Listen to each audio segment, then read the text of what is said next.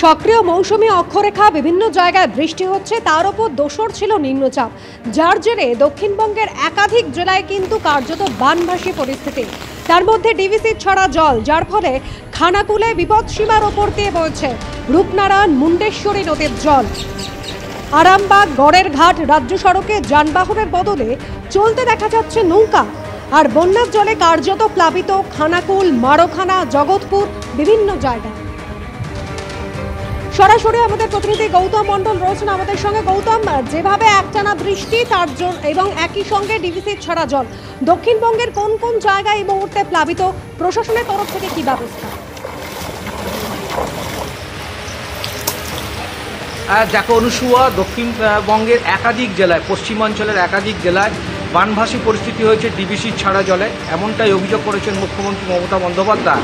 এর পাশাপাশি দক্ষিণবঙ্গের সঙ্গে সঙ্গে সুন্দরবনের অবস্থা, সেটা কিন্তু কার্যত কয়েকদিনের টানা বৃষ্টি এবং নিম্নচাপ, তার ফলে নদী এবং সমুদ্রের জলস্তর বৃদ্ধি পেয়েছে এবং সেই জলস্তর বৃদ্ধি পাওয়ার পর যে বেহাল নদীবাঁধ, বিস্তীর্ণ নদীবাঁধ এবং সমুদ্রবাঁধ, সেগুলো কার্যত বেহাল হয়ে পড়ছে এবং গঙ্গাসাগরের সমুদ্রতট, মৌসুমী দ্বীপ, গোবর্ধনপুর, এই সমস্ত যে সমস্ত বাঁধ বেহাল হয়ে রয়েছে দীর্ঘদিন, সেইগুলো বাঁধ ঢুকছে, জল ঢুকছে, অনেক জায়গায় বাঁধ বেহাল হয়ে ধস নেমে গেছে। পাশাপাশি কয়েকদিনের টানা বৃষ্টিতে জল জমে গেছে দক্ষিণবঙ্গের বিভিন্ন এলাকায় এবং দক্ষিণ 24 পরগনা সুন্দরবন এলাকায়। সুন্দরবন এলাকায় গতকাল থেকে আবার নতুন করে দুর্যোগের সতর্কতা এসছে এবং উপকূল থানার পক্ষ থেকে, সুন্দরবনের প্রত্যেকটি উপকূল থানার পক্ষ থেকে সেখানে মাইক প্রচার চলছে এবং আজকেও মৎস্যজীবীদের সমুদ্রে যেতে নিষেধ করা হয়েছে এবং উপকূলের যে সমস্ত কাঁচা বাড়ির বাসিন্দারা রয়েছে তাদেরকে বলা হয়েছে নিরাপদ স্থানে চলে যেতে এবং পুলিশের পক্ষ থেকে, পাশাপাশি জেলা প্রশাসনের পক্ষ থেকে জেলা, মহকুমা এবং ব্লক স্তরে কন্ট্রোল রুম খোলা হয়েছে। সেচ দপ্তরের আধিকারিকদের বাড়তি নজরদারি দিতে বলা হয়েছে বেহাল বাঁধগুলোর উপরে। পরিস্থিতি বলা যেতে পারে যে টানা কয়েকদিনের বৃষ্টিতে এবারে জুন মাসে 200 মিলিমিটারের বেশি বৃষ্টিপাত হয়েছে দক্ষিণ 24 পরগনা, যা সাম্প্রতিক অতীত হয়নি। এবারে জুলাই মাস 15 দিন অতিক্রান্ত হয়েছে, এখনও পর্যন্ত বৃষ্টির পরিমাণ অতীতের সমস্ত রেকর্ড ছাড়িয়ে গিয়েছে।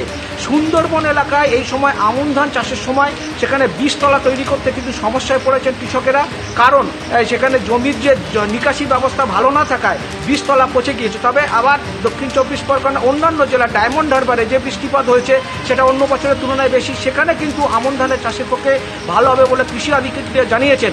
সব মিলিয়ে বলা যেতে পারে যে জুন এবং জুলাই মাস এবং টানা যে দুর্যোগ এবং বৃষ্টি, সেই বৃষ্টি কিন্তু চলছে। আজও সকাল থেকে আকাশের মুখ ভার, এখনও পর্যন্ত বৃষ্টি চলছে। আমি দাঁড়িয়ে রয়েছি ডায়মন্ড হারবারে, এখানে অবিরাম বৃষ্টি চলছে এবং দমকা বাতাস বইছে। মৎস্যজীবীদের 15 জুন থেকে এবারে মৎস্যজীবীদের সমুদ্রে যেতে ছাড়পত্র মিলেছিল, প্রতি বছরই তাই মেলে, কিন্তু এইবারে প্রতি বছরের মতো এবারেও যখন সমুদ্রে যাওয়ার জন্য বারে বারে তারা বাধা পাচ্ছেন, যে নিম্নচাপের ফলে সমুদ্রে যেতে নিষেধ করা হচ্ছে এবং এরই মধ্যে বেশ কয়েকটা ট্রলারও দুর্ঘটনার কবলে পড়েছে। যদিও কোনো বড় কিছু দুর্ঘটনা করলেও কোনো প্রাণহানির ঘটনা ঘটেনি। সব মিলিয়ে বলা যেতে পারে এই যে দুর্যোগ এবং দক্ষিণবঙ্গের অন্যান্য পশ্চিমাঞ্চলের যে জেলাগুলো রয়েছে তার পাশাপাশি দক্ষিণ 24 পরগনা এবং সুন্দরবন, সব মিলিয়ে দুর্যোগ চলছে এবং আগামী কয়েকদিন এই দুর্যোগ চলবে বলে আবহাওয়া অফিস থেকে জানানো হয়েছে। বিশেষ করে আজকের দিনটার উপর বিশেষ করে কন্ট্রোল রুম খোলা হয়েছে, কারণ গতকাল নবান্ন থেকে জেলা প্রশাসনের কাছে সতর্কবার্তা এসছে এবং আমরা দেখতে পাচ্ছি সেই সতর্কবার্তা আসার পর বিভিন্ন উপকূল থানার সেখান থেকে মাইক প্রচার শুরু হয়েছে এবং একেবারে উপকূলের পাশাপাশি যে সমস্ত কাঁচা বাড়ি রয়েছে তাদেরকে সতর্ক করা হচ্ছে। প্রয়োজনে প্রশাসন তাদেরকে টানা বৃষ্টি, তার মধ্যে সতর্কবার্তা আসার পর প্রশাসন সতর্ক রয়েছে, কিন্তু তার মধ্যেই বিভিন্ন জায়গায় কিন্তু কার্যত বানভাসী পরিস্থিতি। সমুদ্র উত্তাল থাকবে, সেই সঙ্গে ঝোড়ো হাওয়া সহ অতি ভারী বৃষ্টি হওয়ার সম্ভাবনা রয়েছে। তাই আপনাদের জানানো হচ্ছে যে মৎস্যজীবীদের সমুদ্রে মাছ ধরতে যেতে নিষেধ করা হচ্ছে। বকখালিতে আগত পর্যটকদের সমুদ্রে স্নান করতে বারণ করা হচ্ছে এবং এলাকার সমস্ত গ্রামবাসীগণকে জানানো যায় যে যাদের মাটির বাড়ি রয়েছে তাদেরকে নিরাপদ স্থানে আশ্রয় নেওয়ার কথা বলা হচ্ছে।